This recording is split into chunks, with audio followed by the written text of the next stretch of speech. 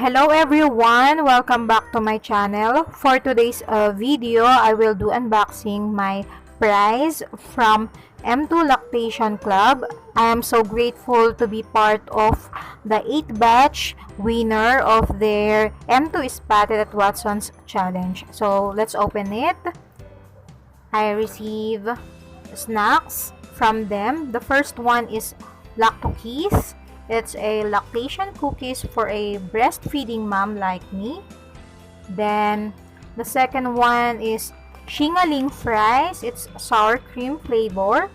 Then the third one is Shingaling fries also, and it's a cheese flavor.